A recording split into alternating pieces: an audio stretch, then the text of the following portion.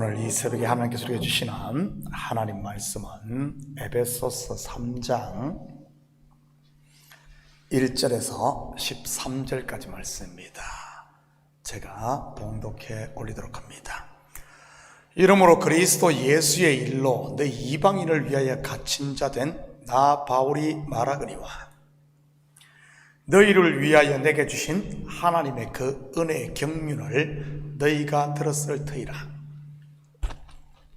곧 계시로 내게 비밀을 알게 하신 것은 내가 먼저 간단히 기록함과 같으니 그것을 읽으면 내가 그리스도의 비밀을 깨달은 것을 너희가 알 수 있으리라.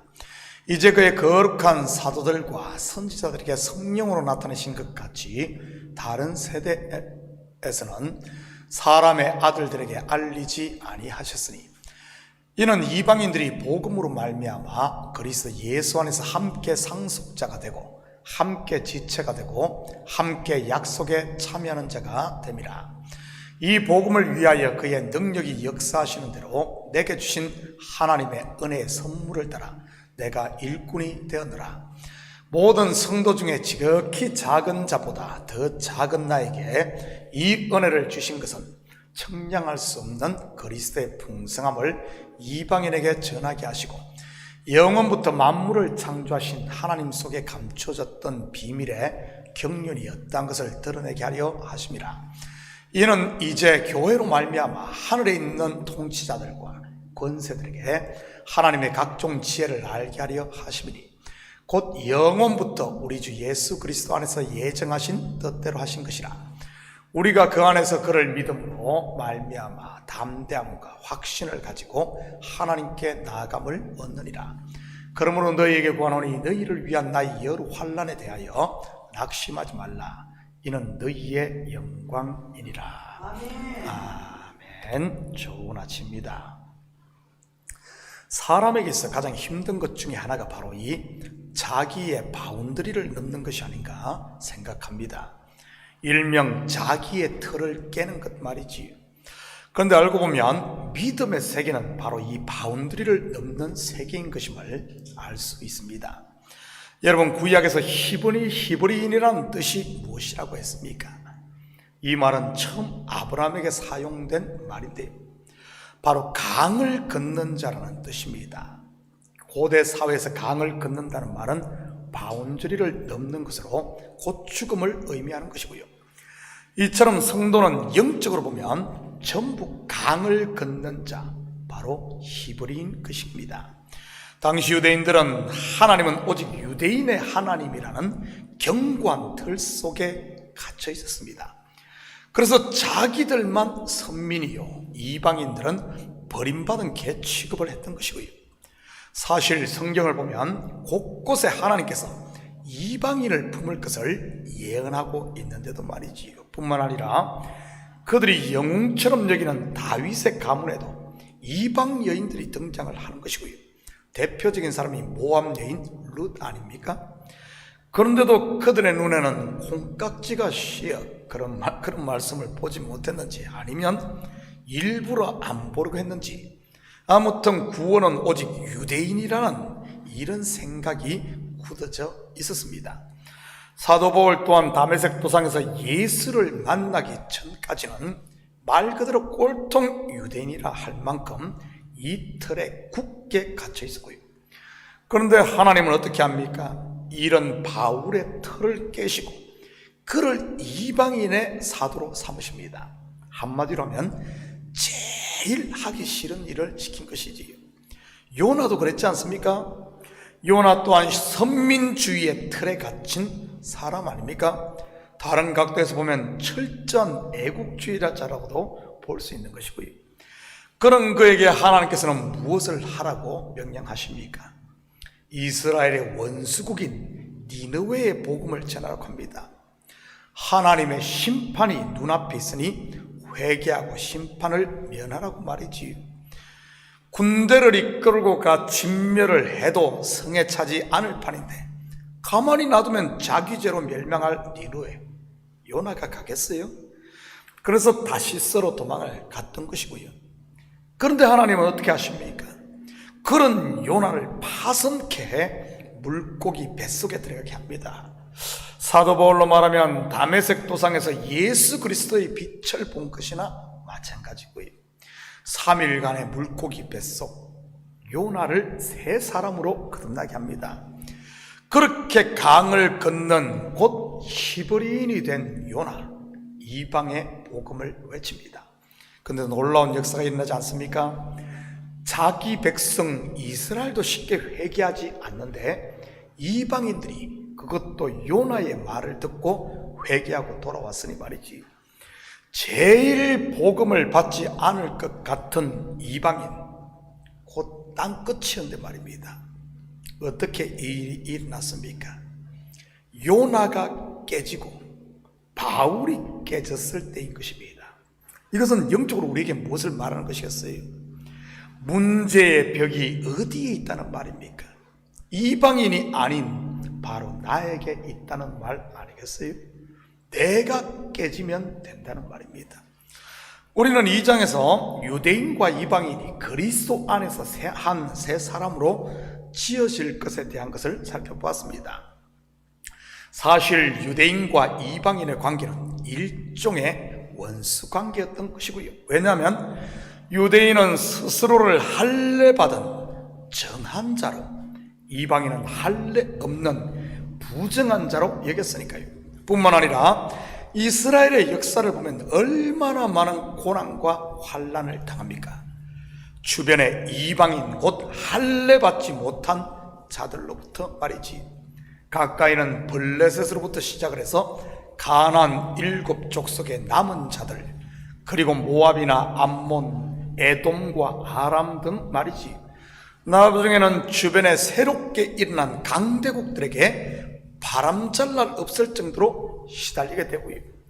애굽과 아스러, 바벨론과 페르시아, 나중에는 헬라와 로마 제국에 의해 말입니다. 그러니 이방인 하면 그들에게는 말하기도 싫은 그런 존재였던 것이고요. 근데 가만히 보면은 왜 이스라엘이 이 이방인에게 고난당합니까? 이방인의 문제가 아니라 이스라엘 백성, 하나님의 백성이 하나님을 버리고 우상 숭배에 빠졌기 때문에 일어났던 겁니다. 문제의 근원이 이방에 있는 것이 아니라 자기들에게 있었던 것이지. 지금 우리야 이방인으로서 복음을 받았으니 당연한 것으로 받아들이지만 당시의 유대인들에게 이방인에게 복음이 전해진다? 이것은 말 그대로 강을 건드는 것과 같은 것이었습니다. 이방인도 구원한다는 사실이 말이지요. 사실 사도 바울이 이렇게까지 심하게 동족인 유대인들에게 박해를 받은 이유도 바로 이것 때문이었던 것이고요. 자기들이 십자가에 못 박아 죽인 예수를 전해서이기도 하지만 그 근본에는 이방의 복음을 전했기 때문인 것입니다. 1절, 2절입니다. 이러므로 그리스도 예수의 일로 너희 이방인을 위하여 갇힌 자 된 나 바울이 말하거니와 너희를 위하여 내게 주신 하나님의 그 은혜의 경륜을 너희가 들었을 터이라. 무슨 말입니까? 자신은 이방인의 사도로 부름받았다는 말입니다. 앞에서 소개한 요나의 사명과도 같은 것이지. 그런데 이러한 바울의 사명, 영적으로 보면 사실 성도인 우리 모두에게 주어진 사명이기도 한 것입니다. 바로 벽을 허무는 사명 말이지. 영어로 하면 The wall break요, The boundary break 말입니다. 첫째는 나라는 벽을 허물어야 하고, 둘째는 소위 말하는 내 속에 있는 원수의 틀을 깨는 것 말입니다. 그 원수, 바로 내 스스로 만들고 내 스스로 쌓은 벽이니 말이지. 예수님께서 산상순에서 말한 것도 같은 것 아닙니까? 원수를 원수로 두는 것이 아니라 원수를 사랑하는 것 말입니다. 앞에서 어떻게 이 벽을 허물 수 있다고 했습니까? 바로 내가 깨지는 것입니다. 사도 바울처럼 빛 대신 예수님 앞에 내가 서는 것 말이지. 요나의 경우는 옛사람 요나는 죽고 새 사람 요나로 거듭나는 것 말입니다. 그런데 우리는 어떻습니까? 나는 손끝 하나 변하려고 하지 않고 상대의 벽만 허물겠다고 해머질을 하고 있지는 않습니까? 말의 해머 말이지요. 정죄하고 비난하는 것들 말입니다. 저는 우리 식구들이 이제는 나 자신을 돌아볼 수 있기를 축복합니다. 다른 사람 내 앞에 무릎 꿇리려고 하지 마시고 내가 십자가 앞에 엎드리는 것 말입니다. 내가 만든 원수 100명 1000명 내 앞에 무릎 꿇려도 내가 하나님 앞에 무릎 꿇지 않으면 사람 앞에서는 뭐 잘했다 소리 들을지 몰라도 하나님 앞에서는 nothing이 될 테니 말이지. 왜냐하면 하나님은 내 손에 무엇이 들려 있느냐에 관심 있는 것이 아니라 바로 내가 얼마나 예수 그리스도를 닮았느냐에 관심이 있는 분이니까요. 6절입니다. 이는 이방인들이 복음으로 말미암아 그리스도 예수 안에서 함께 상속자가 되고 함께 지체가 되고 함께 약속에 참여하는 자가 됨이라. 그런데 이방인들이 어떻게 유대인과 함께 하나님의 상속자가 됩니까? 복음으로 말미암아 예수 안에서인 것입니다. 물론 복음의 핵심은 예수 그리스도의 십자가와 부활인 것이고요. 어떻게 이 복음에 참여합니까? 바로 하나님의 말씀을 믿고 나의 옛사람을 예수와 함께 십자가에 못 박고 성령으로 다시 살아남으로인 것입니다. 그리고 이 복을 누리기 위해서는 복음을 삶으로 살아야 하는 것이고요. 바로 사도 바울이 고백했듯이 나는 날마다 죽노라의 삶과 내 몸에 예수의 흔적을 갖는 삶 말입니다. 8절 9절입니다. 모든 성도 중에 지극히 작은 자보다 더 작은 나에게 이 은혜를 주신 것은 청량할 수 없는 그리스도의 풍성함을 이방인에게 전하게 하시고 영원부터 만물을 창조하신 하나님 속에 감춰졌던 비밀의 경륜이 어떤 것을 드러내게 하려 하심이라. 여러분 놀랍지 않습니까? 모든 성도 중에 지극히 작은 자보다 더 작은 자로 낮아진 바울을 통해 하나님은 창세전에 감추었던 비밀의 경륜을 드러내고 있으니 말이지. 그렇게 율법의 의로는 흠이 없다고 자부하며 하늘을 찌를 듯 기세를 부릴 때는 쓰지 않다가 말이지. 무슨 뜻이겠습니까? 하나님이 쓰시는 그릇은 빈 그릇이라는 것 아니겠어요? 겸손한 자를 쓰시는 것 말입니다. 바로 그가 약할 때 강함이 되게 하시는 비밀 말이지. 그는 지금 로마 옥중에 있는데 사실 아무것도 할 수 없는 그런 상황인데 오히려 그를 통해 하나님의 큰 일을 하고 계셨던 것입니다. 창세전 하나님의 예정과 경륜을 깨닫게 하고 드러내고 있으니 말이지. 이런 것을 보면 하나님의 방법은 인생들과는 다른 것을 알 수 있습니다. 사람은 채워야 인정받고 존경받고 큰 일을 하는데 하나님은 그 반대이니까요. 자기를 비워낼 때 더 크게 쓰시는 것 말입니다. 10절 11절입니다. 이는 이제 교회로 말미암아 하늘에 있는 통치자들과 권세들에게 하나님의 각종 지혜를 알게 하려 하심이니 곧 영원부터 우리 주 예수 안에서 예정하신 뜻대로 하신 것이라. 그렇다면 왜 하나님께서 이렇게 일을 하시는 것이겠습니까? 궁극적으로 보면 그것은 구원은 인생에게서 나는 것이 아닌 하나님으로부터 난다는 것을 알리기 위함인 것입니다. 인간의 행위가 아닌 하나님의 은혜로 되는 비밀 말입니다. 그렇게 함으로 사람의 궁극적 목적인 하나님을 찬양케 하는 것 말이지. 사람을 만든 목적이 바로 이것이니까요. 하나님을 영화롭게 하는 것 말입니다. 사람이 자기 행위로 구원을 쟁취한다면 누가 찬양받고 영광받겠습니까? 그것을 쟁취한 자기 자신 아니겠어요? 이러한 비밀은 이 비밀을 하나님은 교회를 통해 세상에 알리기를 원하시는 것입니다. 그러기에 먼저 은혜를 받은 성도의 삶은 바울처럼 그리스도를 위해 날마다 죽어야 하는 것이지요. 예수님께서 제자들에게 하신 말씀이 이것이었던 것입니다. 누구든지 나를 따라 오래거든 자기를 부인하고 자기 십자가를 지고 따르는 그 말입니다.